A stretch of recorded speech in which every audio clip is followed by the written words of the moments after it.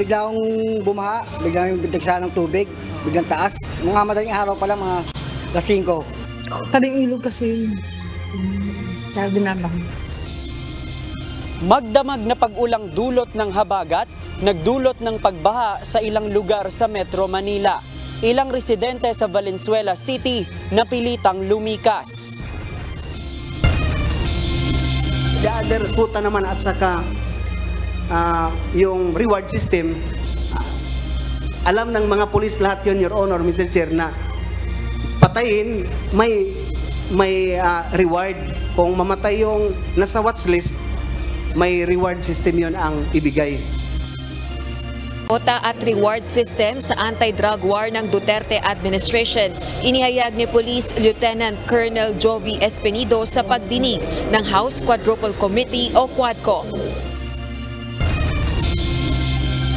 Ang problema namin, pag nagpabid ka, sari-sari hong paraan yan na mga supplier system na nagkakaroon talaga ng corruption. Mahirap hong abatin eh. Budget para sa pagkain ng mga person deprived of liberty o PDL patuloy na nakokorrupt ayon kay Justice Secretary Crispin Remulla. O talagang wala siyang kasalanan. Harapin niya ito at huwag siya dapat matakot dito. Yun lang, para matapos na po lahat ito, just face the court, Pastor Kibuloy. Pananatili ng mga pulis sa labas ng Kingdom of Jesus Christ compound. Hindi pa matiyak ng Department of the Interior and Local Government kung hanggang kailan.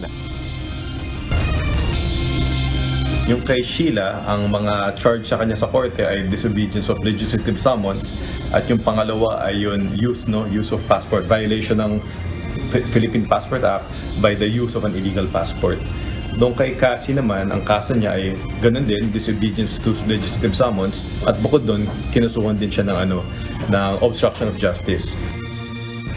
Cassandra Leong at Sheila Go pinasasampahan ng kasong disobedience to legislative summons at obstruction of justice ng Department of Justice.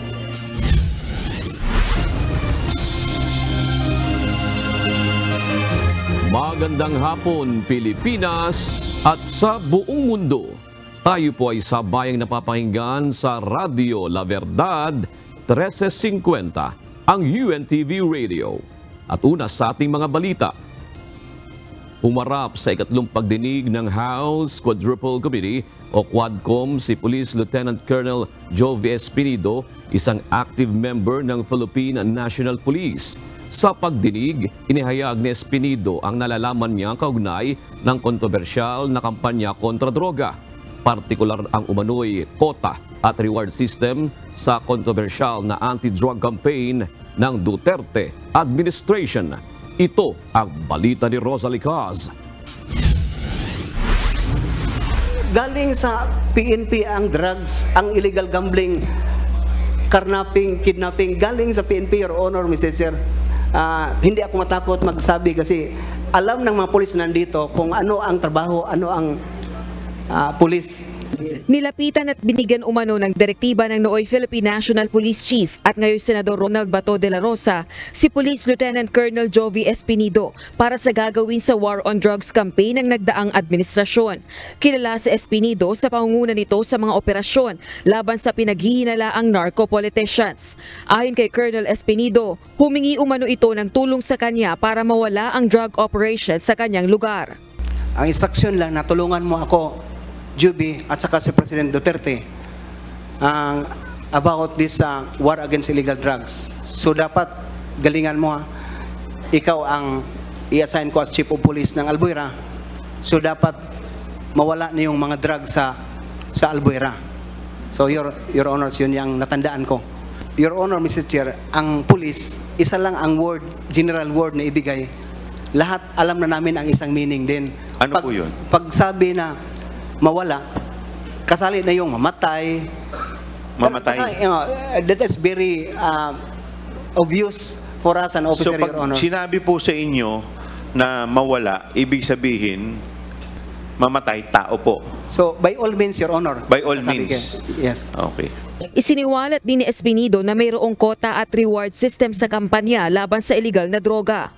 50 hanggang 100 umano ang kota o target na drug pushers o users kada araw. The other quota naman at saka yung reward system, alam ng mga pulis lahat yun, Your Honor, Mr. Chair, na patayin, may reward. Kung mamatay yung nasa watch list, may reward system yun ang ibigay. Your Honor, Mr. Chair, maski may kasalanan yun o wala, may ginawa na totoong nabaybas o wala, yun ang pag-intindi ko sa dalawang klase ng reward at saka quota. Bukod dito, may salapi rin umanong galing sa Philippine Offshore Gaming Operators o POGOs na ginagamit sa anti-drug war. Sa isyong ito, nabanggit ng police official sa kanyang affidavit ang pangalan ng isang dating mayor at isa pang senador, si Senator Christopher Lawrence Go, na dating aide ni Pangulong Duterte. We confirm po, Colonel, na itong POGO may basbas at may orders ng pagpopondo dito sa reward system na galing sa POGO sa pinangalanan nyo po dito sa paragraph 40 na si tama po ba? Ito po ang ngayon na senador natin, Senador Bongo.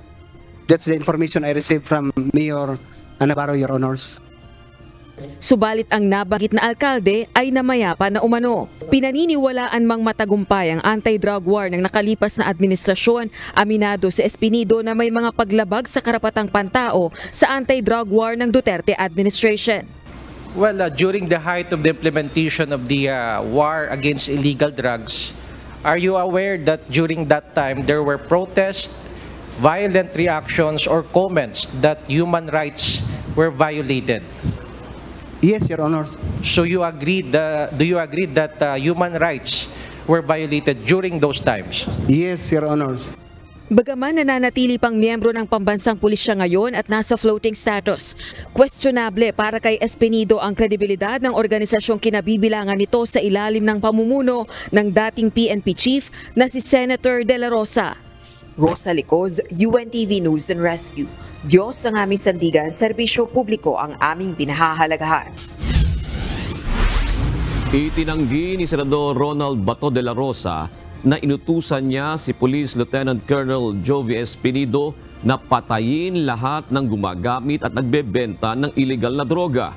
Ayon kay Senador Bato, kailangan talagang i-neutralize ang problema sa droga dahil trabaho niya ito bilang Chief PNP noong panahon ng administrasyon ni dating Pangulong Rodrigo Duterte. Nararapat din na niyang gawin ni Espinido lahat ng legal na pamamaraan para mahinto ang drug problem sa kaniyang lugar. Gawin mo lahat ng legal na pamaraan para mahinto yung problema sa droga sa lugar mo. Kaya kainasahin dyan, trabahoin mo yung droga. Wala mo ko sinabi, nasahin kita dyan para patayin mo lahat ng mga adik dyan, lahat ng mga pangusir dyan, patayin mo. Wala mo ko sinabi nga to, di ba? So yun lang. Trabaho mo yan, as chief of police, ilisin mo yung kapaligiran mo, magtrabaho ka para mawala ang problema sa droga. Balita nanindigan si Interior and Local Government Secretary Benhar Abalos na tuloy ang paghahanap kay Apollo Quiboloy. Sinabi ni Secretary Abalos na hindi naman sakop ng ilabas na temporary protection order ng Davao Court ang pagpapatigil sa pagsisilbi ng warrant of arrest sa leader ng Kingdom of Jesus Christ. Naniniwala rin ang kalihim na talagang nasa loob lang ng 30 hektaryang lupain ang KOJC head kaya hindi pa niya masabi kung hanggang kailan mananatili sa pagbabantay ang mga pulis sa compound. Ito ang balita ni Nel Maribuhok. What is important is this is a court process at ang sinasabi sa pulis, hanapin nyo si Quiboloy. No? So hahanapin namin talaga siya and there are all indications that shows that Quiboloy is in that area. Hindi pa tiyak kung hanggang kailan mananatili ang mga pulis sa compound ng Kingdom of Jesus Christ o KOJC sa Davao City. Ayon kay Department of the Interior and Local Government Secretary Benhur Abalos, may kautusan ng korte na dapat maaresto si Apollo Kibuloy at ito ang kanilang sinusunod ngayon. Giit ng kalihim, ang prosesong ito ay hindi sakop ng inilabas na Temporary Protection Order o TPO ng Davao City RTC Branch 15. Ayon kay Abalos, may mga indikasyon na talagang nasa KOJC compound lamang si Kibuloy at itutuloy nila ang paghahain ng warrant of arrest. Wala kayong karapatan, wala kayong right magtago. Kaya nga meron kayong warrant, Atty. Torion. Paliwanag pa ni Secretary Abalos, ang kanilang paghahain ng clarificatory petition ukol sa TPO ay may kaugnayan na rin sa naging kautusan ng Korte Suprema noong May 28 na ang lahat ng criminal cases ni Kibuloy sa Davao ay dapat mailipat sa Quezon City.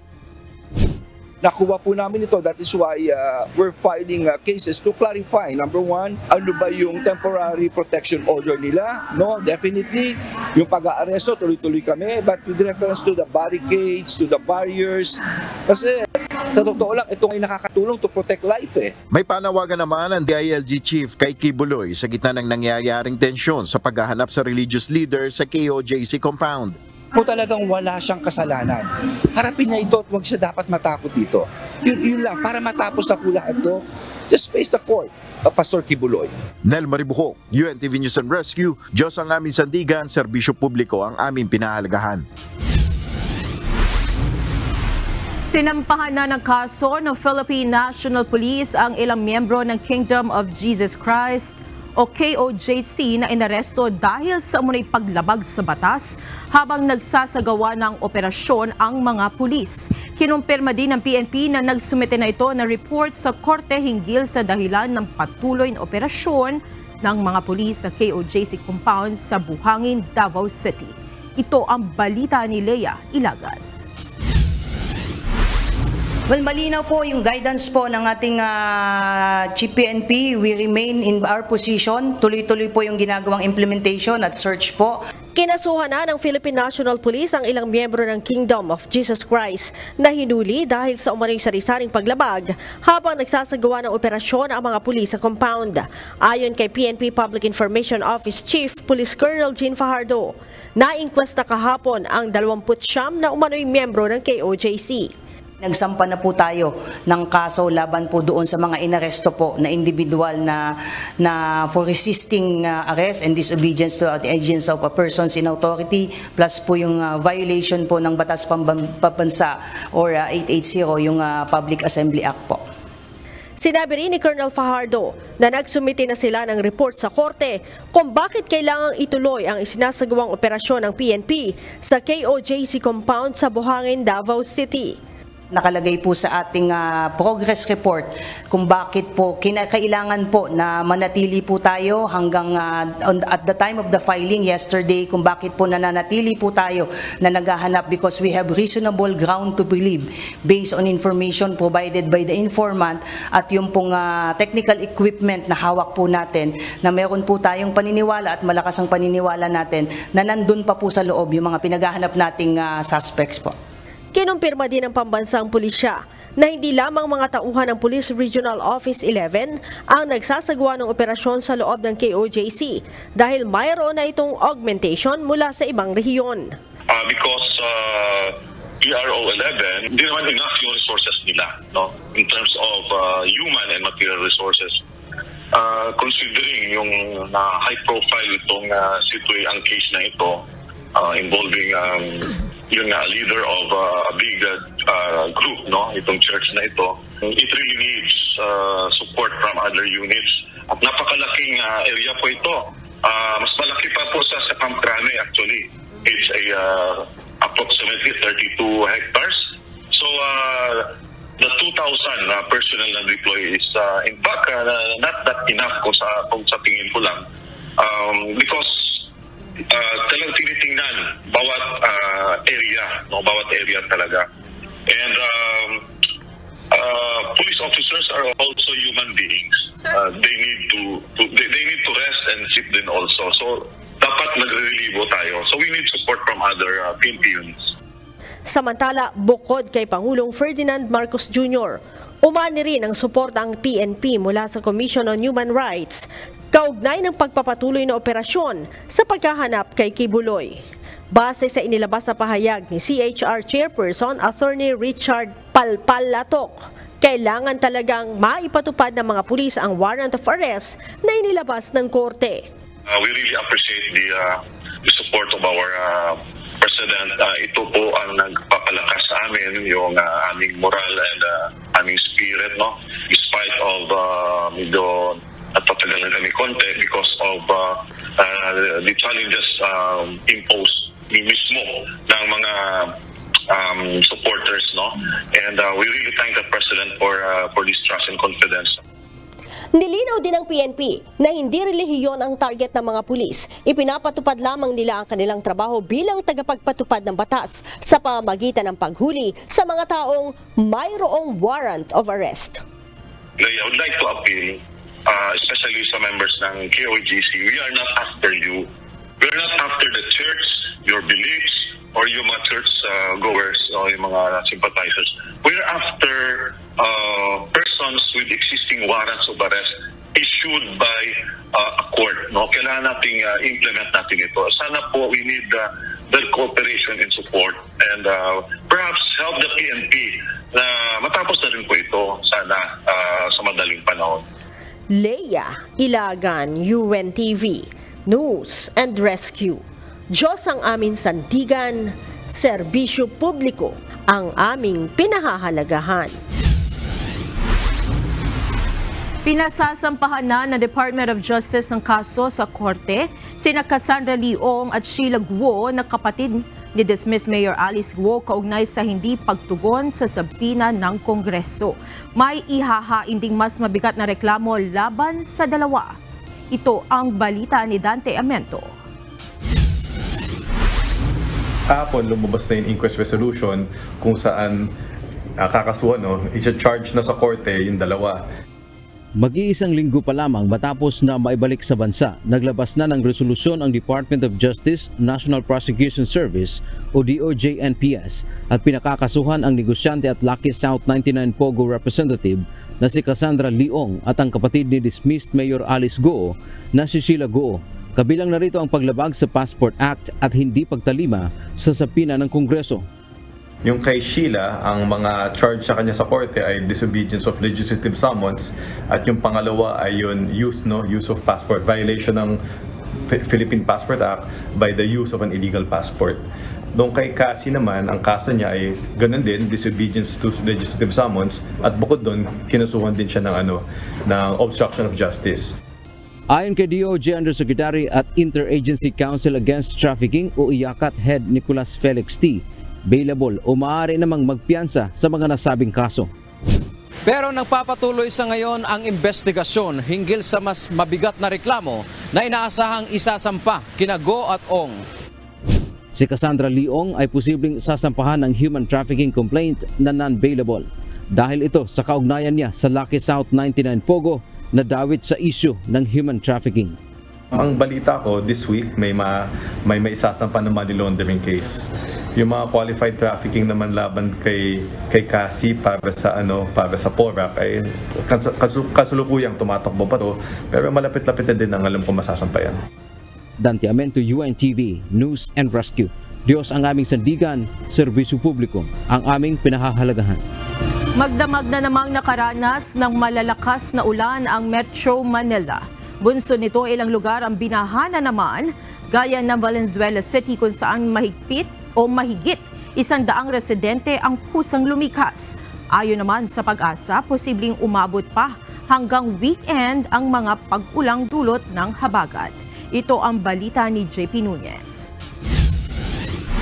Bigla akong bumaha, biglang bintigsa ng tubig, biglang taas. Mga madaling araw pa lang, mga 5. Sabing ilog kasi yun. Yung talyan, baby. Hanggang bewang yun eh. Lumikas na. Nagsagawa ng preemptive evacuation ang ilang mga residente sa Marulas, Valenzuela City matapos bahain ang kanilang mga lugar. Ayon sa mga residente, nakaranas sila ng halos gabewang na baha, bunsod ng tuloy-tuloy na pag-ulan mula kagabi hanggang kaninang madaling araw na dulot ng southwest monsoon o habagat. Nakadagdag din sa mabilis na pagtaas ng tubig ang pag-apaw ng Lamesa Dam. Ang kanilang mga bahay ay katabilang ng Tulyahan River na siya namang daan ng tubig na nanggagaling sa Lamesa Dam. Ayon sa mga residente, may takot na rin sila sa pagtaas ng tubig dahil noong bagyong Karina ay lumubog ang kanilang mga bahay. Noong nakaraan, lahat ng gamit basa na sira lahat, pati mga damit. Kaya bababa pa lang, inano na namin kahit yung mga gamit, mga bata, pinakakit na namin. Kasi mamaya biglang tumaas, may pag-rescue. Lumikas na, kapobia, yung last na bahay, yung Karina, sobrang taas naman nun, tapos nagpasta. Sa tala ng Valenzuela City Government, kaninang alas 8 ng umaga, merong 17 pamilya o 57 individual ang lumikas sa Bartolome Covered Court sa Biente Reales. Habang 16 na pamilya o 74 na individual naman sa Valenzuela National High School. Mabilis din namang humupa ang baha kanina. Bandang tanghali ay nagsimula na ring magbalikan ang mga evacuee. Ayon sa Philippine Atmospheric, Geophysical and Astronomical Services Administration o PAGASA, maaari pang magpatuloy ang epekto ng habagat hanggang sa weekend. Bukas, August 29, maaari pa rin itong magdulot ng malakas na mga pag-ulan sa bahagi ng Visayas at Luzon. Sa Sabado pa maaaring magkaroon ng maaliwalas na panahon sa Metro Manila. Sa Metro Manila, inaasahan natin kung gano'n na habagat ay aabot ang weekend. So maging maulan pa rin tayo dito sa Metro Manila hanggang Friday. Pero yung pag-ulan, intensity ng pag-ulan, sa nakita na mababawasan. Sa ngayon, wala pa namang namomonitor na low pressure area ang PAGASA sa loob ng Philippine Area of Responsibility, kaya wala pang namumuong bagyo. JP Nunez, UNTV, News and Rescue. Diyos ang aming sandigan, serbisyo publiko ang aming pinahahalagahan. Tiniyak ni Department of the Interior and Local Government Secretary Benhur Abalos na may mga hakbang na upang tugunan ang mga pagbaha at sakuna dulot ng walang tigil na pag-ulan. Kabilang sa programa na ito ay ang Operation Listo na may mahalagang papel sa paghahanda ng publiko sa banta ng malakas na mga pag-ulan at malakas na hangin dala ng mga bagyo o habagat. Ayon sa kalihim, isa sa mga dapat gawin ng mga lokal na pamahalaan ay ang paglilinis ng mga kanal o drainage. Well, ganito po, lahat ng DILG even before, especially mga canals, ang mga drainage, dapat talaga linisin po iyan. Dahil hindi natin masasabi with La Nina, it's about 2 typhoons per month, even 3, no? And with more water and probably stronger winds, no? Yan po ang climate change. Kaya yan po ang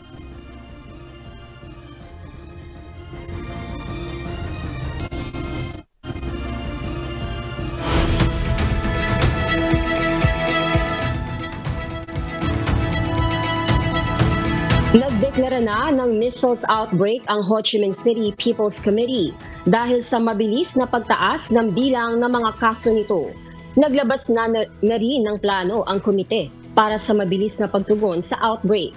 Alinsunod dito, inatasan ng Department of Health na makipag-ugnayan sa mga kinauukulang departamento at ahensya upang agarang ipatupad ang mga aktibidad upang maiwasan at makontrol ang pagkalat ng tigdas, kabilang ang pagbabakuna. Kailangan din silang magsagawa ng regular intersectoral inspection para sa prevention and control at maghigpit sa mga individual at organisasyon na lalabag sa prevention rules. Maglulunsad na ng kampanya ang lungsod ng supplement measles vaccination sa lahat ng batang edad 1 hanggang 5, anuman ang kanilang previous vaccination record.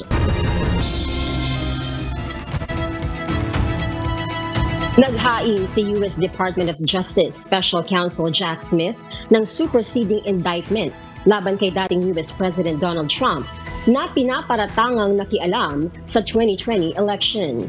Nananatili sa bagong indictment ang 4 na criminal counts, kabilang ang conspiracy, upang linlangin ang Estados Unidos at hadlangan ang isang opisyal na proseso. Itinanggi ni Trump ang mga paratang at patuloy na iginigiit na may malawakang pandaraya sa halalan noong 2020 bagamat walang ebidensya. Sa isang post sa Truth Social, tinawag ni Trump ang bagong indictment na isang effort na buhayin muli ang patay ng witch hunt at hiniling ang agarang dismissal nito. Ayon sa isang source na malapit sa legal team ni Trump, inasahan ang indictment na ito at hindi ito nagbabago sa kanilang posisyon na may depekto ang kaso.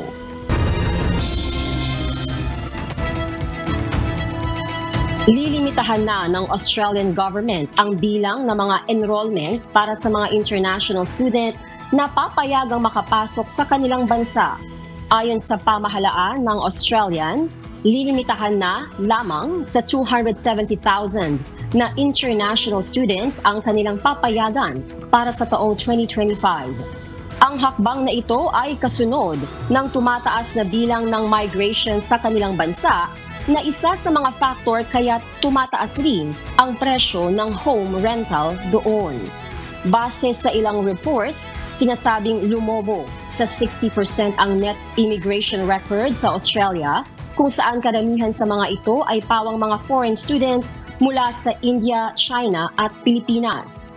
Nauna nang tinaasan ng Australian government ang visa fee na kailangang bayaran ng foreign students upang maabutan ang tumataas na bilang ng migration. At yan ang mga balita mula sa iba't ibang panig ng mundo. Mula dito sa Ho Chi Minh City, Vietnam, ako si Ann Gonzalez. Magandang gabi. Simula ngayong araw ay pinapayagan na ang pangingisda sa lalawigan ng Cavite base sa inanunsyo ni Pangulong Ferdinand Marcos Jr. kaninang umaga. Personal na pinangunahan ng Pangulo ang pagkakaloob ng cash assistance sa mga mangingisda at magsasaka sa Cavite na apektuhan ng Bataan oil spill. Ito ang balita ni Benedict Samson. Nasabihan lang ako ni ating Secretary Kiko Laurel ng DA na mula ngayon ay maari ng mangisda, wala ng oil spill, pwede nang ituloy ang inyong hanap buhay. Isang magandang balita para sa mga mangingisda ang ipinabati ni Pangulong Ferdinand Marcos Jr. kaninang umaga nang magtungo ito sa General Trias City, Cavite. Ayon kay Merlin Nabalne, halos isang buwan din mula nang sila ay tumigil sa pangingisda at nagkasya na lang sa pagsasideline bilang construction worker. Dahil sa ibinalita ni Pangulong Marcos, simula bukas ay balik na siya sa pagpalaot. Marami po salamat sa tulong ni Pangulo. Opo, pwede na uling magpalaot ngayon. Sa Cagayan Talumpati, nagpasalamat ang Pangulo sa mga mangingisda na patuloy na nagsusumikap para sa kanilang kabuhayan. Masaya ring ibinida ng Pangulo ang matagumpay na pagpigil sa pagkalat ng langis mula sa lumubog na MTKR Terra Nova. Masaya akong ibinabalita na matagumpay na nating inapigilan ang pagtagas ng langis mula sa mga barkong ito, partikular yung Terra Nova, nang hindi na ito makapinsala sa ating kalikasan. Naumpisa na ito mga 4 days ago, siguro mga 10 days na lang matitira. Pagkatapos ng 10 araw ay masasabi natin na isip-sip na lahat ng langis, pwede nang subukan na i-recover yung barko na yan. Palulutangin nila ulit at dadalhin nila sa ibang lugar. Kung meron pang natirang langis doon, saka doon kukunin.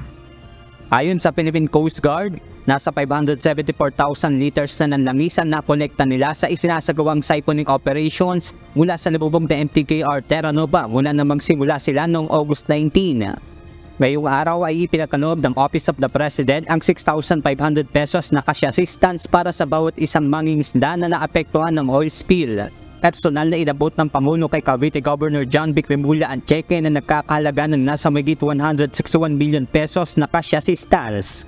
Samantala, tiniyak ng Pangulo na pananagutin ang sinumang responsable sa insidente na nagdulot ng perwisyo sa kabuhayan at kaligtasan ng mamamayan sa lugar at karating lalawigan.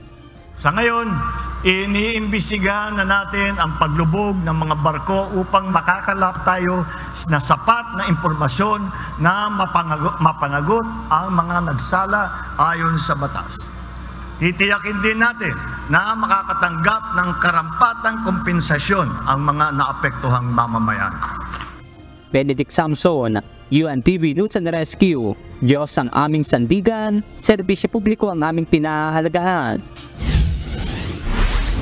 Inaprubahan na ng Department of Agriculture ang importasyon ng yellow onions bilang tugon sa mababang domestic supply. Ayon kay Agriculture Secretary Kiko Laurel, mag-aangkat ang bansa ng nasa 16 na tonelada ng dilaw na sibuyas bilang paghahanda sa malaking demand sa holiday season at upang ma-stabilize ang presyo ng sibuyas sa merkado. Inaasahan ng DA na darating ang angkat na sibuyas ngayong linggong ito. Tiniyak naman ng kalihim na magiging mahigpit ang kagawaran sa sistema ng pag-aangkat ng sibuyas at papayagan lamang ito bago matapos ang buwan ng Disyembre. Ito ay upang hindi makaapekto sa produksyon ng mga lokal na magsasaka ng sibuyas at maiwasan din na sumabay sa darating na anihan. Actually, inaprubahan ko na yung Lunes yung pag-import ng white or yellow onion dahil stocks natin sa bansa ay depleted na. Limited quantity lang to, white onion na import para lang to stabilize prices of white onion. Tumaas ng 82% ang bilang ng mga barangay na apektado ng African Swine Fever o ASF ngayon sa pinakahuling tala ng Bureau of Animal Industry. Kaya minamadali na rin na masimulan ang pagbabakuna lalo na sa mga pinakaapektadong lugar sa bansa. Ito ang balita ni Jed Deresina. Yun nga nakakalungkot na-delay yung ating pag-start ng bakuna dahil may nagdemanda sa amin sa ombudsman, in-ombudsman kami. Posibleng maantala ang nakatakdang pagbabakuna kontra African Swine Fever o ASF ng Department of Agriculture. Ito ay matapos may magsampa ng reklamo laban sa Department of Agriculture sa Ombudsman.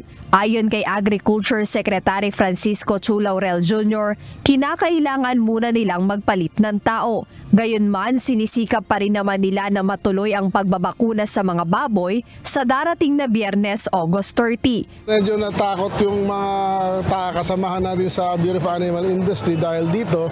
So I will have to replace several people na who's willing to do the job. Because of the delay, we are trying our best to have everything signed and approved by Friday. Sakaling hindi man ito matuloy sa Biyernes, 1 o 2 araw lang naman ang inaasahan nilang pagkaantala sa pagbibigay bakuna laban sa ASF. Ngunit ikinalulungkot niya ang pangyayari dahil aniya maaaring mas maraming baboy pa ang maapektuhan ng sakit. Wala namang masama sa pagbakuna dumaan na lahat yan, may CPR, but yung nagdemanda na sa amin sa ombudsman, parang economic sabotage niya kung ano tatanungin sa akin. Nadidelay lahat ito dahil sa kanya, so sino man yan, lalong mas maraming baboy na mamamatay at maapektuhan. Sa darating na Biyernes na sana, sisimulang ipamahagi ang 10,000 doses ng ASF vaccine sa probinsya ng Batangas. Sisimulan ito sa mga red zone upang mapigilan din ang posible pang pagkalat ng nasabing sakit. Gagawin natin ring vaccination. Kung nandito nangyari yung babakunahan lahat ng paligid So para ma-contain siya, yun ang tactic na suggested by our veterinarians. Inaasahan naman ng Department of Agriculture ang karagdagang 150,000 doses ng ASF vaccine ngayong linggo na plano ring maipamahagi sa iba pang lugar sa bansa na apektado ng nasabing sakit.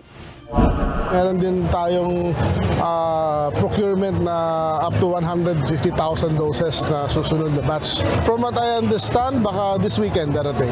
Patuloy din ang iba't ibang grupo katulong ang pamahalaan sa paghahanap ng solusyon at malabanan ang pagkalat pa ng ASF.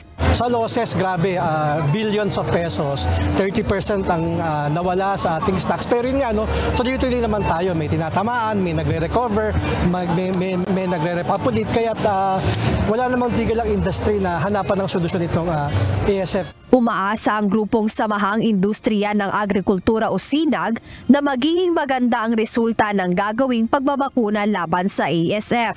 We're hoping na itong mga farm trials at mga susunod na farm trials ay maging positive sa ating hog industry para naman mapawi ang pangamba kaugnay ng sakit na ASF. Siniguro naman ng Department of Agriculture na sa kabila ng ASF cases sa bansa ay ligtas kumain ng baboy dahil dumaraan nila ito sa inspeksyon bago ilabas sa merkado. Jedne Resina, UNTV News and Rescue. Diyos ang aming sandigan, serbisyo publiko ang aming pinahahalagahan. Patuloy umanong namamayagpag ang korupsyon sa budget sa pagkain ng mga Person Deprived of Liberty o PDLs ayon sa Department of Justice. Paliwanag ni Justice Secretary Crispin Remulla, 70 pesos kada araw ang nakalaan para sa pagkain ng mga PDL. Ngunit, maswerte na anya kung mabigyan ang bawat PDL ng 45 pesos na halaga ng pagkain kada araw. Ito ang balita ni Asher Kadapan Jr. How much are we spending para ho din sa pagkain ng mga nakakulong? 70 pesos a day per prisoner.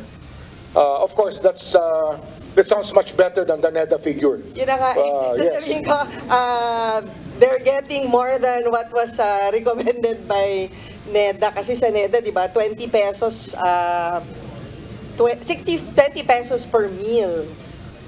64 a day. 63 pesos a day, 64. Medyo pasok ho kayo dun sa what was required by NEDA. Yung sa NEDA ho kasi, wala hong katong yun eh. Wala hong kickback. Isiniwalat ni Justice Secretary Crispin Remulla ang patuloy na problema sa pagkain para sa mga Persons Deprived of Liberty o PDL. Ginawa ng kalihimang pahayag sa pagdinig sa Senado kaugnay ng panukalang 2025 budget para sa Department of Justice o DOJ. Ayon kay Remulla, mahabang panahon ng kultura ang korupsyon sa budget ng pagkain ng PDLs sa mga piitan. Ang problema namin, pag nagpabid ka, sari-sari hong paraan yan na mga supplier system na nagkakaroon talaga ng corruption. Mahirap hong abatin eh.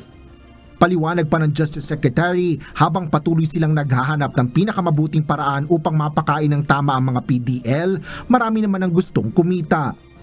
Ang estimate ng aking mga kasama sa loob ng DOJ, sa 70 pesos, maswerte na kung yung 45 pupunta talaga sa lamesa ng bawat nakakulong na wala ng laya, all the PDLs. Kaya yun po yung isang problema dyan. We have to figure out a way to feed them without any corruption coming in. Dagdag pa ni Remulla, mas malala pa ang sitwasyon sa Bureau of Jail Management and Penology o BJMP. Paliwanag naman ng Bureau of Corrections o Bucor, nagkakaroon ng interes ang iba dahil sa laki ng budget na inilalaan dito. Ayon kay Bucor Director General Gregorio Katapang Jr., umaabot ng nasa 1.5 billion pesos ang kanilang hinihiling na budget para sa pagkain ng mga PDL para sa susunod na taon. Unang problema po, yung bidding, nagpapababaan na sila. So ang nagiging winning bidder, yung pinaka-latest na winning bidder, 59 pesos. So baksak na po talaga kung ano. So sa NEDA, bumabaksak na po. Plano ng Bucor ay magkaroon ng sistema na manatili lang sa 70 pesos ang budget sa bawat PDL. Ngunit nakadepende na lang anya kung gaano kaganda ang hanay ng pagkain na ihahain ng bidder para sa PDLs. Isang nabanggit na suwestyon ni Committee on Finance Chairperson Senador Grace Poe sa mga jail institution ay ang paggamit ng intelligence fund ng mga kaukulang ahensya upang matukoy ang mga nasa likod ng mga korupsyon at wakasan ito. Bukod dito ay tinitingnan din ng mga senador ang posibleng remedyong maibibigay ng pag-amyenda ng Kongreso sa procurement law. Asher Kadapan Jr., UNTV News and Rescue. Diyos ang aming sandigan, serbisyo publiko ang aming pinahalagahan. Natukoy na ng Department of Migrant Workers ang backdoor route na umano'y ginagamit ng illegal recruiters at human traffickers na nambibiktima ng mga Pilipinong gustong magtrabaho sa ibang bansa. Napauwi na rin sa Pilipinas ang 52 sa 75 Pilipinong nabiktima ng human trafficking sa bansang Lao. Ito ang balita ni Ryan Lacalale. Bukod po sa Lao, meron din po tayong na-repatriate na natulungan galing po ng Myanmar. No? Alam na po namin kung saan yung kanilang backdoor. Bistado na ng Department of Migrant Workers ang ruta na ginagamit umano ng illegal recruiters at human traffickers para mailabas ng Pilipinas papunta sa ibang bansa ang kanilang mga biktima. Ayon kay DMW Undersecretary Bernard Olalia, natukoy na ang ilan sa backdoors kaya napipigilan na ang tangkang paglabas ng mga biktima. Isa sa sinasabing backdoor ay ang Zamboanga Port. Dati po, kung maalala namin, yung kanilang truck ay meron silang mga kinoconsider na pupunta doon using an agency. No? Nung nalaman natin na yung customer service relations na job orders ay peke pala, kinancel po natin lahat ng JOs nila at naglabas po tayo ng labor advisory na hindi tayo papayag na magpadala ng mga workers natin doon. Pati yung mga direct hires na ating inaalaw noon, hindi rin po natin pinayagan. Ayon sa DMW, maaaring isumbong sa mga otoridad na nakakasakop sa lugar kung mayroong pinaghihinala ang biktima ng human trafficking at illegal recruitment para agad silang maharang. Isa po yan sa backdoor na siyang dinadaanan ng mga biktima ng ating mga illegal recruiters doon. Tayo po pwedeng makipag-ugnayan sa Coast Guard. Makikipag-ugnayan po tayo doon sa mga local authorities doon at nang sa ganon, maharang po nila, matignan yung mga valid passengers at makita po nila kung sino lamang yung talagang may patutunguhang destinasyon. Una nang iniulat ng DMW na may nailigtas na mga Pilipino sa bansang Lao mula sa kamay ng human traffickers. Pinangakuan umano sila ng trabaho bilang customer service representative sa bansang Thailand pero ginawa umano silang scammers. Na-rescue sila ng mga otoridad sa Golden Triangle Special Economic Zone sa Bokeo Province. Ayon kay Yusek Olalia, 52 sa 75 Pilipinong biktima ng human trafficking sa Lao ang nakauwi na ng bansa. Sila po ay binigyan ng offer na sila ay maging customer service relations officer sa bansang Lao. No? Pagkatapos, pagdating doon, ay sila pala ay bibiktimahin at miyembro ng isang sindikato. Kaya noong sila ay binibigyan ng trabaho na hindi tugma doon sa kanilang job offer, nalaman nila na sila ay victim ng human trafficking, kaya po nagpa-rescue po sila.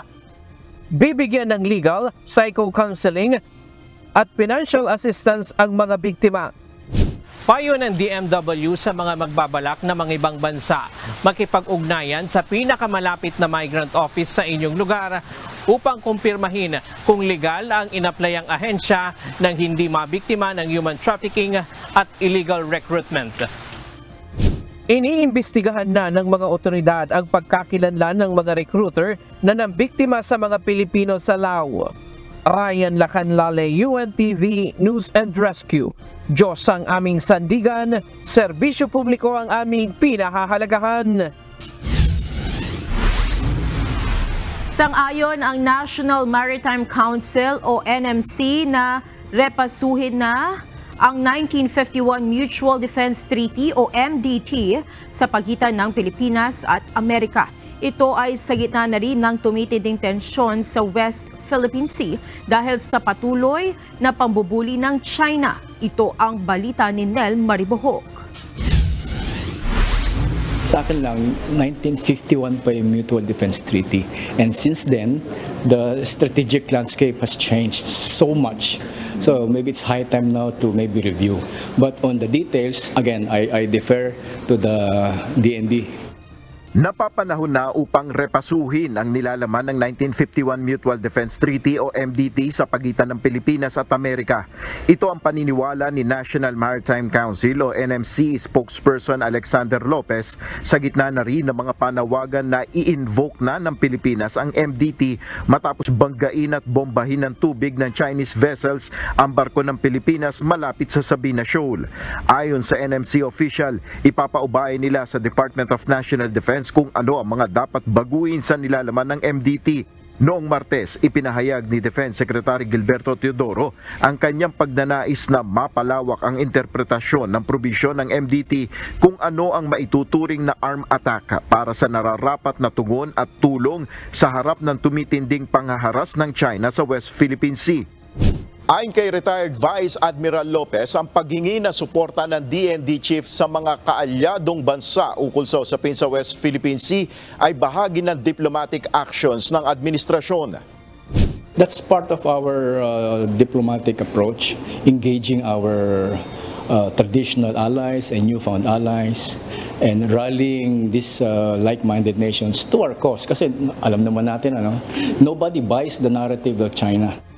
Ipapaubay na rin ng NMC sa Department of Foreign Affairs ang pag-aaral sa posibleng kaso na maaaring isampa laban sa China ukol sa patuloy na illegal na aksyon nito sa loob ng Exclusive Economic Zone ng Pilipinas. We, the members of the council, are basically giving technical information so that the Department of Foreign Affairs can really study ano ba yung violation, ano ba yung the right approach, diplomatic approach. Nel Maribuhok, UNTV News and Rescue, Diyos ang aming sandigan, serbisyo publiko ang aming pinahalagahan.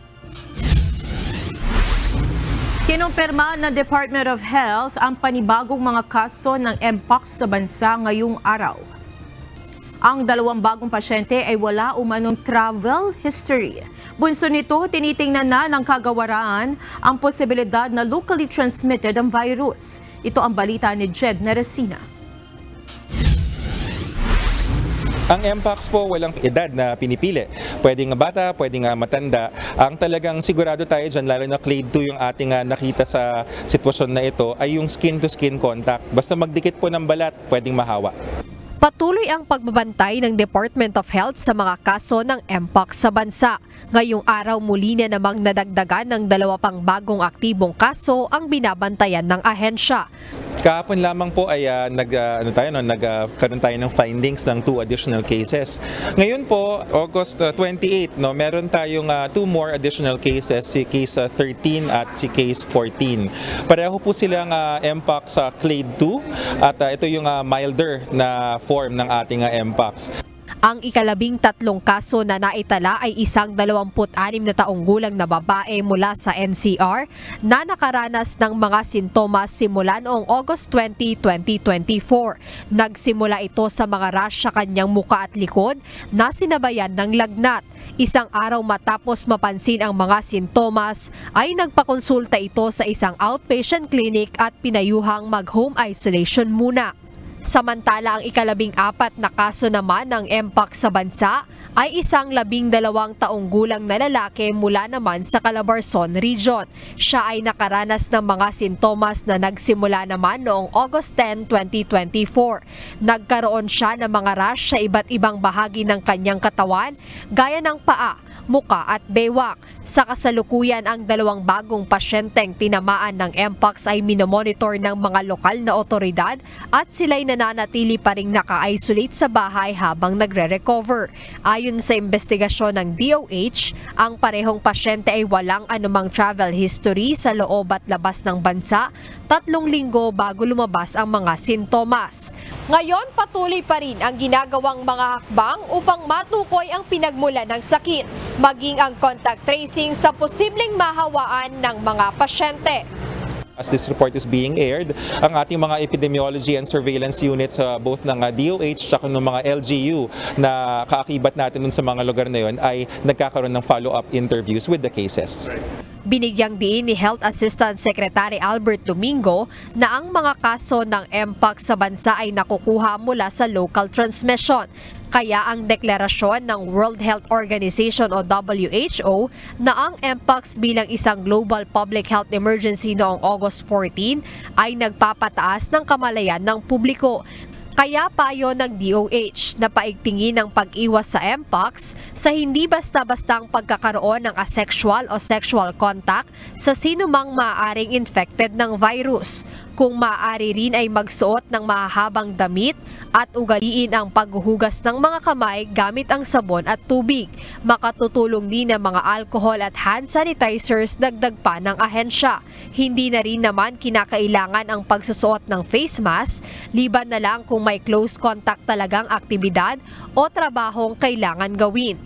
Ang pagsuot ng face mask ay para sa mga close contact lamang. Kunyari, kung mga barbero na nagugupit ng patilya, lumalapit dun sa ginugupitan, mas maganda naka-face mask yon.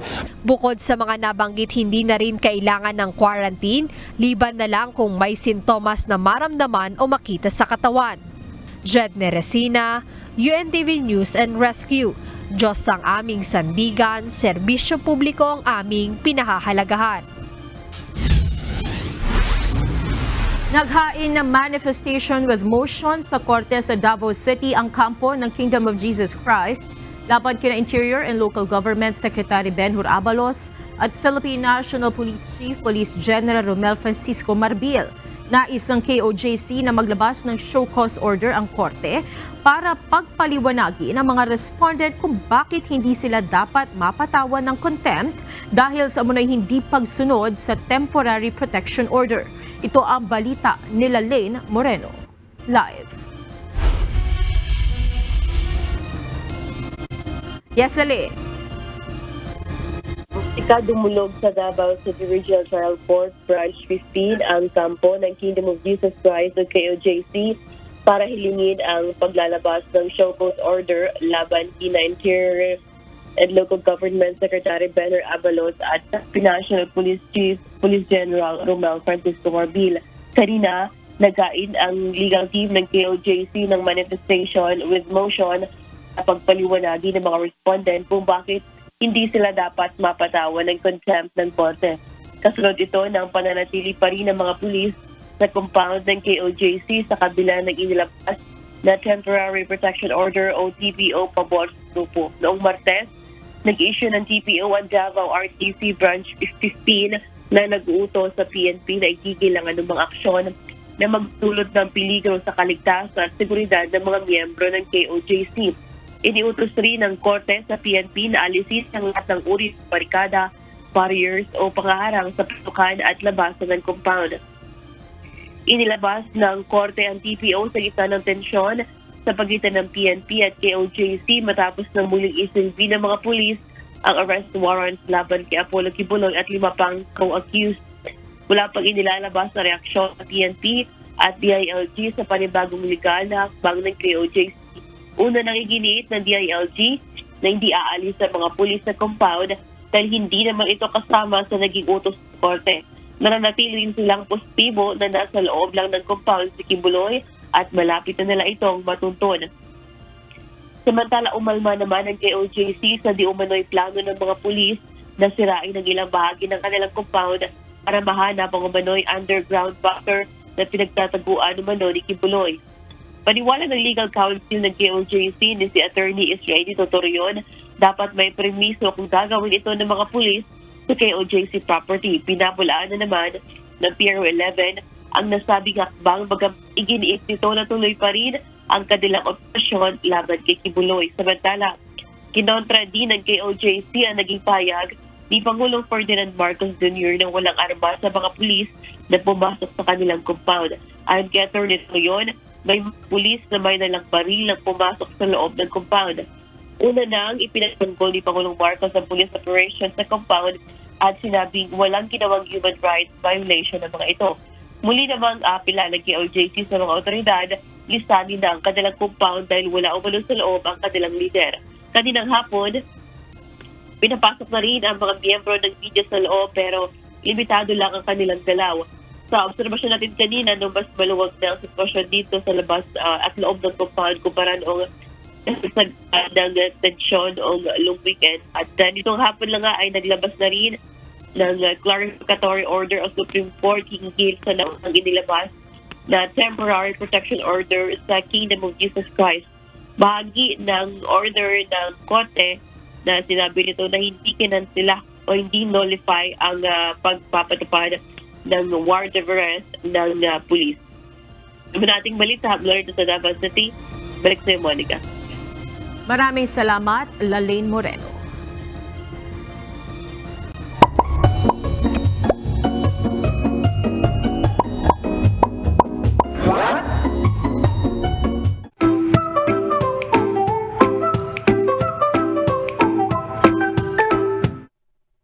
Dagdag kaalaman po, dahil buwan ng wika ngayon ay may kinalaman po dyan ang ating trivia. Ano ba pinagkaiba ng wikang Tagalog sa wikang Pilipino? Ang Tagalog ay ang wika ng mga taga Metro Manila, Cavite, Bulacan at mga kalapit na lugar. Matagal na itong ginagamit bago pa man naging opisyal na wika ang Filipino. Ang Filipino naman ay ang mas modernong bersyon ng Tagalog na kinilala bilang pambansang wika noong 1987.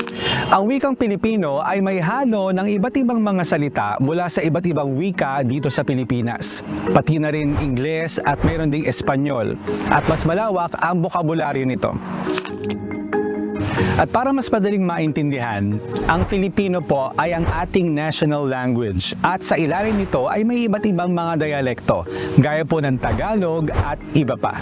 Sana po may natutuhan kayo at laging tatandaan, mapalad po ang tao na nakakasumpong ng karunungan at ang tao na nagtatamo ng kaunawaan.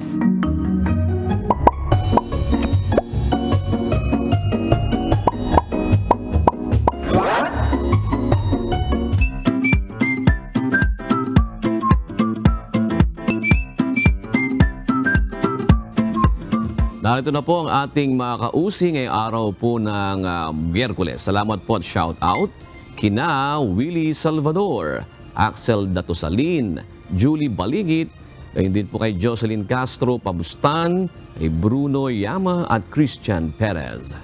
Maraming salamat din kay Amelia Serrano, Evelyn Albarico, Gabi A. Oraye, Mary Grace Suarez, Malu Francisco at Thea Julies. At narito naman po ang salita ng Diyos na ating sandigan. Mula sa aklat ng Kawikaan 11 at 6 na nagsasabi, ang katuwiran ng mga matuwid ay magliligtas sa kanila. Ngunit silang gumagawang may karayaan ay madadakip sa kanilang sariling kasamaan.